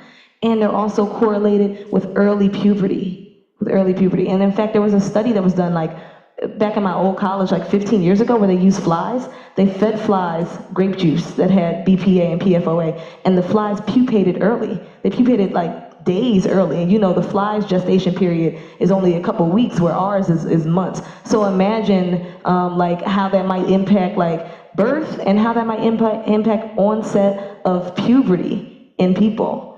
So this is something that there's definitely a huge correlation between contaminants and hormones, but there's not enough research that has been done on our community specifically. I also want to bring up birth control, because a lot of times birth control can dysregulate our hormones, and y'all know about the Depo shot, Depo-Provera. They used to always over-prescribe it for birth control to specifically Black young girls, and it's highly associated with PCOS as well as other hormone-related problems. So even when considering birth control, just as you talked about considering medication for high blood pressure and looking at lisinopril, they are prescribing us like the worst of the worst of medication, and it's usually because it's cheap to make and cheap to distribute. So yeah, you're right, contaminants do impact our hormones for sure. It's a good question.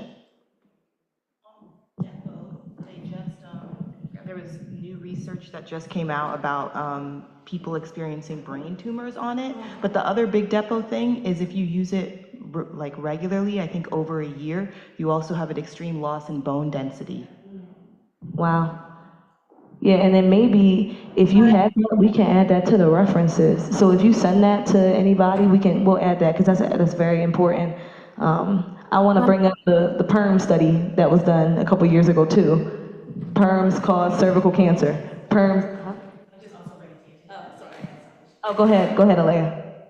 Oh, I just wanted to tap in on that and say, I think that's also part and parcel of some of the ways that these are constructed, because especially when we're thinking about birth control and the ways that birth control was created, it was like through experimentation on women of color's bodies and Black women's bodies, and considering like the history of like forced sterilization and how that was something that was targeted towards Black women. Thinking about some of the environmental contaminators that are like disproportionately present in our communities, I think is part and parcel about trying to bridge the gap about being able to directly sterilize us. You know, like there's legacy and impact that is just continuing to iterate.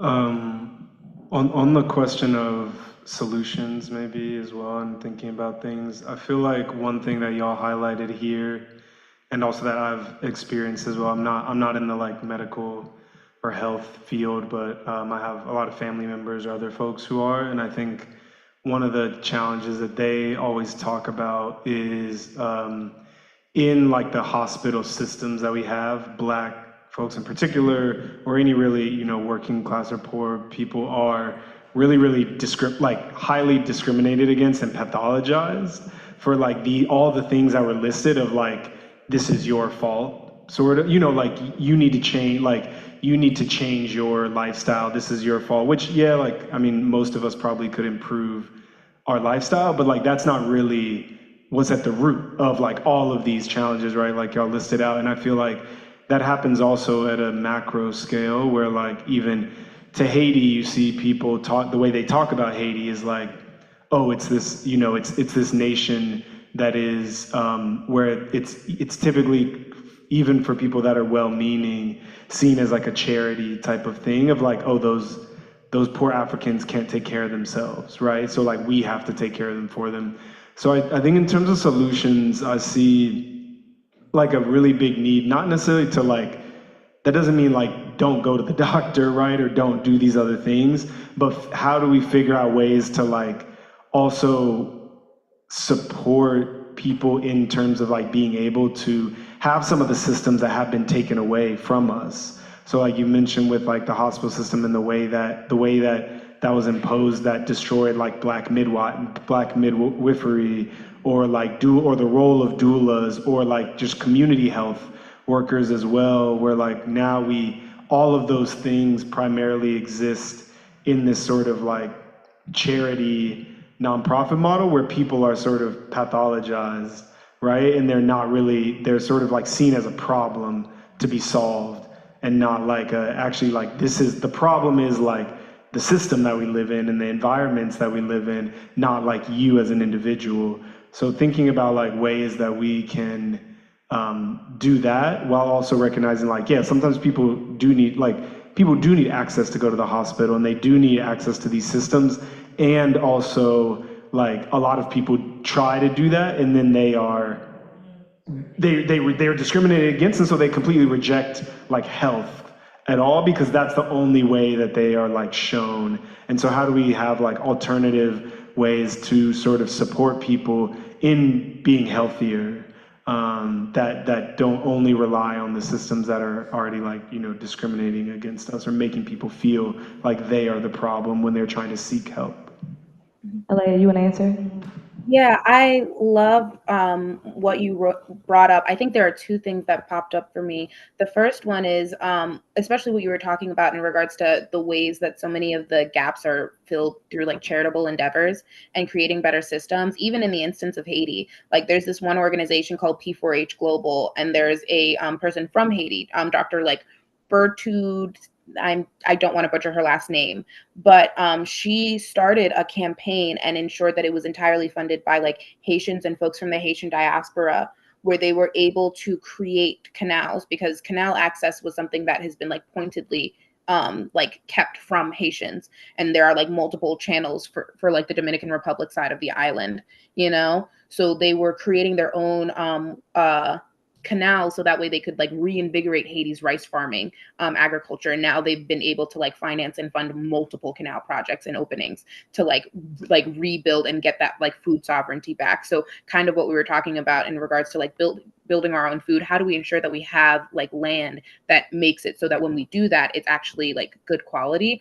And I think that also speaks to some of the things that we want to do as a community health ministry, because like that's really great in addressing like those social determinants of health. But even some of the things that we're doing right now in this presentation about talking about, you know, doing our own like breast examination checks, giving the kind of healthcare information about movement, about DASH diets and how we can address the disparities that we're facing. That kind of education is super empowering, and it's how we put democratizing health into actual practice.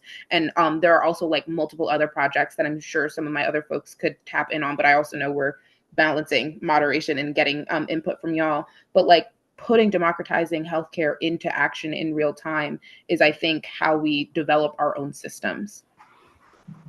Yeah, I just want to piggyback on that, and I really liked your question, because I feel like in general, America does not appreciate homeopathic and osteopathic medicine as much as they should. We focus too much on Western medicine, which is surgery focused, when instead of prevention focused, which osteopathic and homeopathic medicine is focused on that. So like, I think that more medical professionals and more academics need to uplift like medicine that we have already known works. Diets that we already know works. Like think about all the people, like that book, and remember that book that you gave me about herbalism? So I have a book about African American herbalism that focused on like 19th century and 20th century, mainly black women who were herbalists who knew about herbs that treated hypertension. They didn't call it hypertension. They called it like something something about the blood, like bad blood or something. They called it something like that. But they knew what made your body feel good. They knew what made them feel like they could go through their environment. They knew what foods made them feel sluggish. They knew what foods did help them back, or what foods made them feel more energized. We know. We already have the knowledge. So it's about not demonizing, and not trying to make it seem like Western medicine is better. And I think that even as black folks that have a lot of medical oppression that we're dealing with, and we evade the medical system, a lot of times we still we uplift the parts of Western medicine that we want to access, and then a lot of times we ignore parts of other medicines that might make us feel a little bit more connected to our roots, more culturally competent. So getting back to what black people have been doing for centuries, what we already knew, what we educated white people on, because a lot of these principles are things that European medicine learned from black and brown medicine. So I think that it's about trained academics and trained healthcare professionals shining light on all different forms of medicine. That way we can have people who have access to all different things, be able to receive the treatment that they deserve, the treatment that is going to make them better. So. Can I jump on stack? I can wait.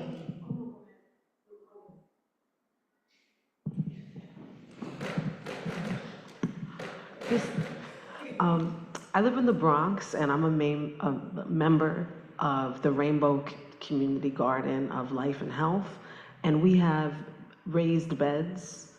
They're made out of wood, and the soil is imported because it's in the South Bronx, and it also allows for elders to be able to work on the bed without having to bend over, and it creates a connection to the food that we're growing, and we also teach how to prepare vegetables, and we do a community harvest where we give excess vegetables that are grown out to the community.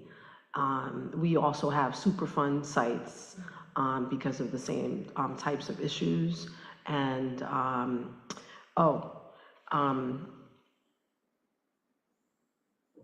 the greenhouse covers. The greenhouse covers, because even if you import soil, because the air is contaminated, then now we're getting like fresh soil that's not contaminated, but the contaminants from the air and from the rain, and we have a new irrigation system, so we don't have to rely, which is important because we're in a drought. But we're very careful about the water that's used in the garden. So the greenhouse covers some of them are pretty inexpensive, but they tend to be made out of plastic.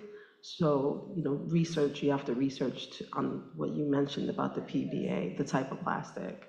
But that's There's BPA-free plastic. There's plastic that does not have this stuff yet. Thanks, and thank you for going ahead. I'm glad that you offered your solutions, and I think that this connects to the work, as Leah mentioned a bit, that we're working to do here with this project. And so where we are in this stage of this project is like building the foundation, the people who will like hold the growth of the project and guide and direct the growth of the project. And a part of the vision for the community health ministry that organized this presentation today is we talked about to democratize health, but to actually to do the work of building a collective, then that we can actually create care systems and care networks within our community so that we are self-sufficient, so that we are self-determined. And so some of the projects that we have that we're building towards right now, one of them is to certify organizers first, starting with organizers, but expand through the community, certify people in CPR and life-saving capacity. So the idea is that the more of us that have these skills, the better the health outcomes are in urgent situations for our community members, and that we all live in our community, so that's democratizing, that's creating access within our communities, even if the access does not exist outside of through these institutions. And then also to train people in nursing, so like to develop CNA and LPN to train people in those ways that not only moves those people into a different, it changes the resources that they have access to because they can work through that, but also they become resources in the community around health. And so it becomes, we have more people in our community that can provide that. And that, to the point that Jasmine was making, also increasing the number of people that know herbalism, that know different naturopathic medical approaches and processes, and being able to learn, share, and exchange that information so that anyone who's in our community who has a capacity for learning those things can be able to have access to people who can share what they've learned and expand that. So a large part of what we are seeking to do here is to become the solution that we need through the building of a collective project that enables us to do that. And so I wanted to make that comment in relation to what Austin, what you were saying and suggesting, because that's a part of the invitation for people who are here, is to be a part of helping us to build our ability to actually create transformation. And the last thing I'll just say, as it relates to what you were talking about with the garden and with the land, we have multiple ministries, and we can talk about those different ministries. I talked a little bit for community health, apologies, but the outreach ministry had one of the things that we are envisioning is building brigades that would be able to go into the community to do transformed infrastructure stuff. Like, so for instance, if there are elders who need a little bit of work on their house, that, you know, we could go in and do that. But another idea is that we could take like abandoned lots and clean them up and build gardenscapes and things in those, and be able to make the food things, change the access that we have in that kind of a way. So those are some of the visions that we have for what we are building in this project. And then we want to talk about what the other ministries are. Want to do that up here, or you want to go downstairs? Oh, Escher also has. This is kind of a change of topic, is that okay? It's like still related to like public infrastructure. But I was just thinking about like water pollution, air pollution, and I guess kind of specifically air pollution, because when I first came to Philly like 3 years ago, the first thing I noticed was how bad the air quality was. I'm from Vermont, like the air quality there is like some of the best in the country. And Philadelphia was like the complete opposite. I was like, it's hard to breathe. And one thing that I do for my own health, and just to get around, is I ride my bike basically everywhere. Like I biked here, I bike to work. And then I was just thinking about how car-centric infrastructure contributes to pollution of water through like the shedding of microplastics from tires, pollution of air through the gas, and how like differently centered proper bike infrastructure is in the city. Like you go to Center City, you get like good bike lanes. They just made one on I think it's Race Street that runs, but like it's in Center City. Like there's some decent bike infrastructure in West, and like they've expanded on that a little bit. But biking here, I noticed how many roads there were no protected bike lanes, how there wasn't anybody else riding a bike, and just different ways to like essentially like get more people riding their bike as an alternative to just driving their car everywhere, which would be like infrastructure changes, but then also having like free bike programs. There's like a lot of like broken down bikes that can pretty easily be fixed up. And there's a bike shop on 52nd Street in West, and the dude, his father started it by like going around the city, finding broken down bikes, fixing them up, and then selling them to people. I was just thinking like doing that, but for free would be great. And then there's the city bike program, or not the city bike program, but the city bikes all around that I see people using all the time, but they don't come with helmets, and traumatic brain injuries are pretty terrible for your health. And then that was just another thing of like access to helmets and group bike rides, just to like get people out and doing it more. I don't know if this is all relevant, but I think so. I think it's a really good idea that you brought up biking. The pollution in the city, on average, 70% of it is coming from like transportation related pollution, and 30% of it is coming from factory related pollution. So it's really relevant what you brought up. And I think that unfortunately for some reason in the city, biking and like a lot of exercise, related things, like even dog walking or just like walking, hiking, is like there's a lot of like Eurocentric type ideas around that. For sure. It's about bringing back like movement and things that Black and brown folks have been doing for centuries, like yoga and stuff. Like yoga is not white, you know what I mean? But like when you talk to people about that, like they consider that like a white activity. And it's not white. They stole that. So it's like bringing back some of these like active things that we have already been doing and like making them Black again. Yeah. So I like that you brought that up. I think having a group would, like an adult bike riding group would be great for that. Cause like there's some, like, I'll see like kids, like groups of kids riding their bikes around the city. But there's like a weird disconnect with like adults just riding their bike places and like just being into I think that. that's fire, yeah.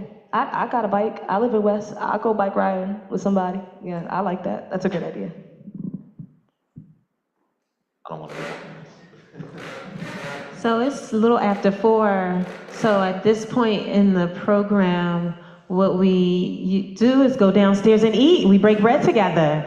So we would like to invite everyone to join us downstairs and eat some of the food that we have, and we can just like talk some more about these, expand this conversation.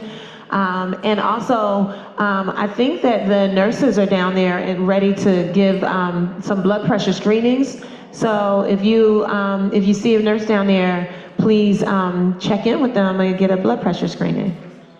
And eat before you go, and make sure you say hi to someone, and then check in about the ministries. We didn't talk about all of the ministries, so we can talk about that downstairs. Peace, y'all. Thanks, Alea. See you soon. See y'all.